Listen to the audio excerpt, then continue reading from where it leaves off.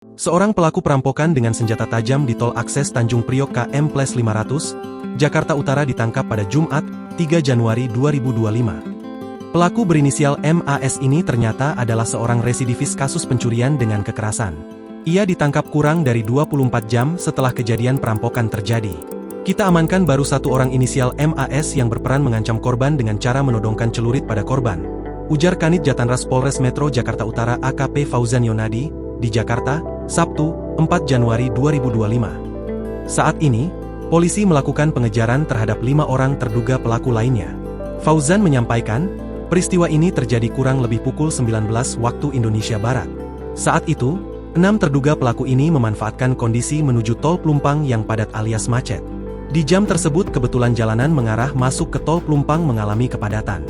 Sehingga, ini dijadikan momentum bagi para pelaku untuk melakukan penyisiran dengan sasaran mobil-mobil yang kacanya terbuka, kata Fauzan. Keenam orang ini mendatangi mobil-mobil dengan kaca terbuka dan melakukan pengancaman. Kemudian, mereka merampas barang-barang milik korban. Fauzan mengatakan, tidak lama setelah kejadian perampasan ini terjadi, 2 korban melaporkan peristiwa yang mereka alami di Polres Metro Jakarta Utara. Korban pertama, pengendara mobil Grandmas melaporkan sebuah tas berisi dokumen pribadi diambil oleh para terduga pelaku. Sementara itu, korban kedua yang menggunakan mobil pickup melaporkan perampasan 1 buah handphone. Masing-masing korban mengalami luka. Mobil Grandmas mengalami luka di punggung, sedangkan mobil pickup mengalami luka di bagian jari tangan, kata Fauzan lagi.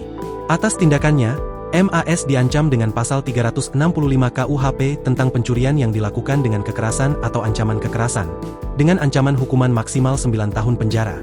Download Tribun X sekarang, menghadirkan lokal menjadi Indonesia.